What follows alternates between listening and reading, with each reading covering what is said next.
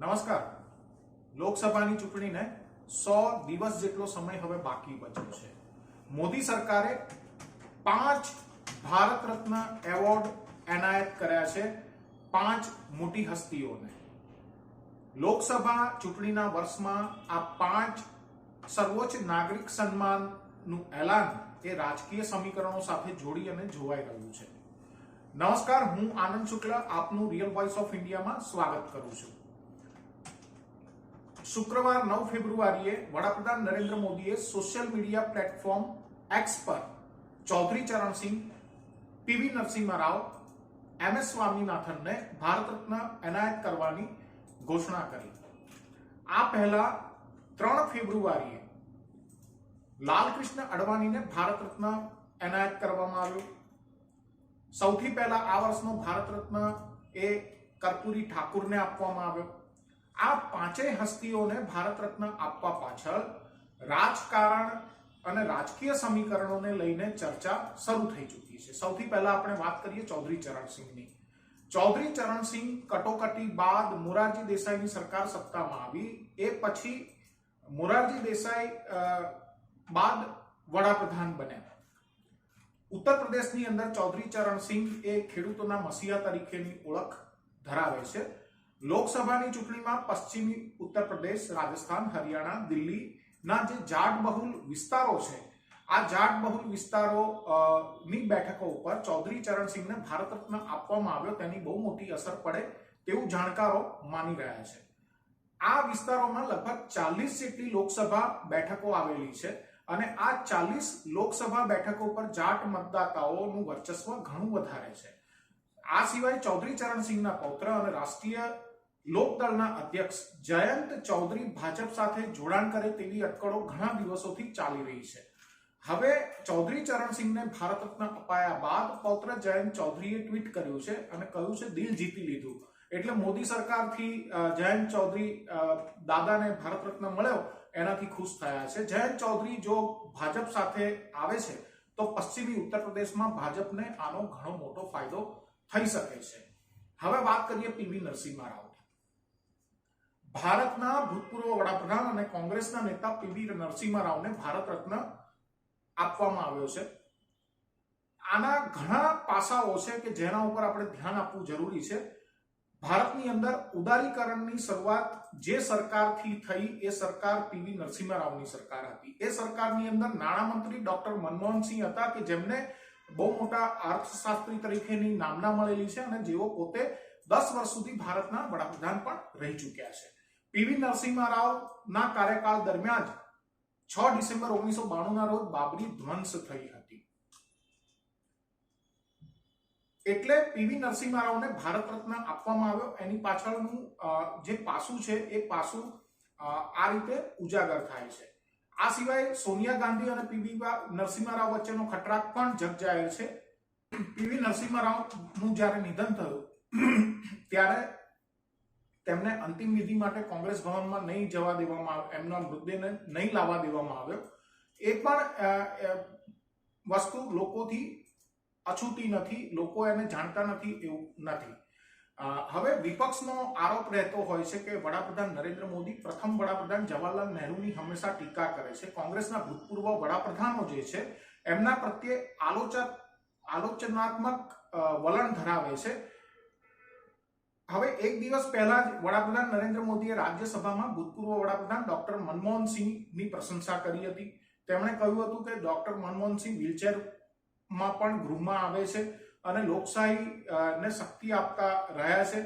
એના બીજા દિવસે પીવી નરસિમ્હા રાવ માટે ભારત રત્નનું એલાન કરવામાં આવે છે. નરસિમ્હા રાવને મરણોપરાંત ભારત રત્ન આપવાનું મોદી સરકારનું એલાન વિપક્ષને એક આકરો જવાબ પણ છે.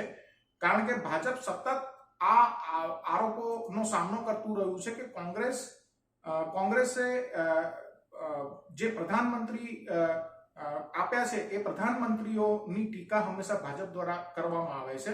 તો ભાજપ સતત એ પ્રકારના આરોપો કોંગ્રેસ ઉપર પણ વળતા લગાવતું રહ્યું છે કે કોંગ્રેસ પ્રધાનમંત્રી તરીકે નરસિમ્હા રાવના યોગદાનને હંમેશા નજરઅંદાજ કરે છે. મોદીના કટ્ટર વિરોધી મણિશંકર અય્યર તો ત્યાં સુધી કહી ચૂક્યા છે નરસિમ્હા રાવને ભાજપના પહેલા વડાપ્રધાન છે એ પ્રકારની વાત પણ તેઓ કરી ચૂક્યા છે.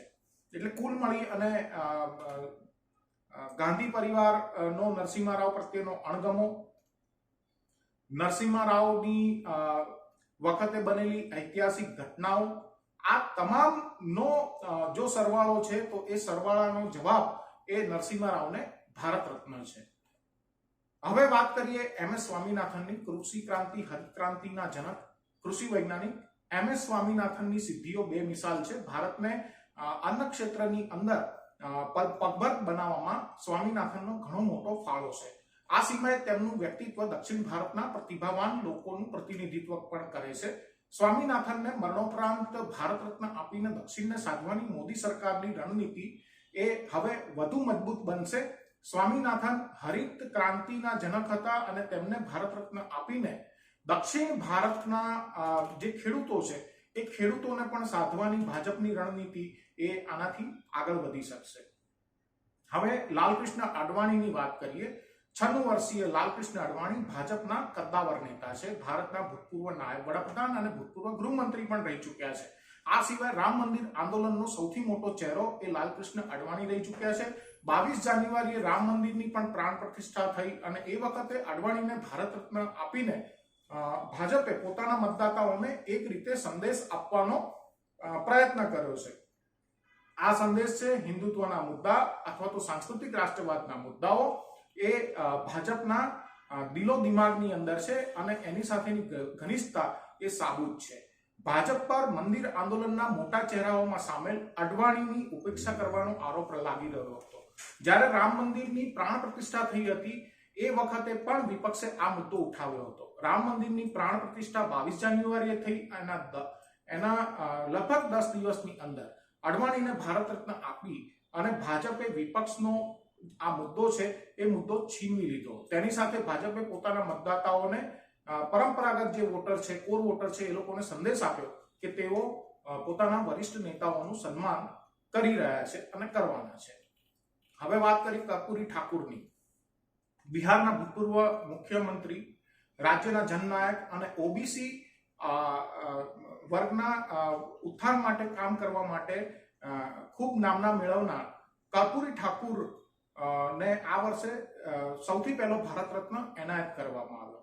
બિહારના ભૂતપૂર્વ મુખ્યમંત્રી કર્પૂરી ઠાકુર સામાજિક ન્યાયના નાયક હતા. જાણકારો મુજબ કેન્દ્રના આ પગલાથી આગામી લોકસભા ચૂંટણીમાં ભાજપને બિહારની અંદર મોટી મદદ મળશે. બિહારમાં 27% જેટલા પછાત અને 36% જેટલા અતિ પછાત વર્ગની હિસ્સેદારી છે. કુલ મળીને 63% મતદાતાઓની ભાગીદારી વાળા સમાજ ઉપર કર્પૂરી ઠાકુરનો હજુ પણ પ્રભાવ છે. કર્પૂરી ઠાકુરના પુત્ર રામનાથ ઠાકુર જનતા દળ યુનાઇટેડના રાજ્યસભાના સાંસદ છે. કર્પૂરી ઠાકુરને ભારત રત્ન એનાયત થયો એના 8 દિવસની અંદર ભાજપ અને જેડીયુ ફરી એકવાર સાથે આવ્યા. ચિરાગ પાસવાન, પશુપતિ કુમાર, જીતનરામ માંઝી પહેલા જ બિહારમાં એનડીએની અંદર ભાગીદારી ઘટક દળ તરીકે કરી રહ્યા છે. તેવામાં નવા સમીકરણોના આધારે બિહારમાં હાલ બીજેપીને મજબૂત સ્થિતિ પ્રાપ્ત થઈ છે. કહેવામાં આવે છે કે કર્પૂરી ઠાકુરને ભારત રત્ન આપીને ભાજપે બિહારમાં રાજકીય સમીકરણો સાધવાનું કામ કર્યું છે. હવે પાર્ટીના વરિષ્ઠ નેતાઓ આગામી ચૂંટણીમાં રાજ્યમાં 40 માંથી 40 લોકસભા બેઠકો જીતવાનો દાવો કરી રહ્યા છે. તો આ બધી જે ગણતરીઓ છે એ ગણતરીઓ રાજકીય ગણતરીઓ છે. ભારત રત્ન આપવામાં આવ્યો તેની પાછળની જે ગણતરીઓ છે એને કારણે લોકસભાના વર્ષની અંદર, લોકસભા ચૂંટણીના વર્ષની અંદર અલગ અલગ પ્રકારના રાજકીય સમીકરણો એ સાધવાનો પ્રયત્ન થઈ રહ્યો છે અને એના ઉપર રાજકીય વર્તુળો અને રાજકીય બાબતોના જાણકારો અલગ અલગ કયાસો લગાવી રહ્યા છે.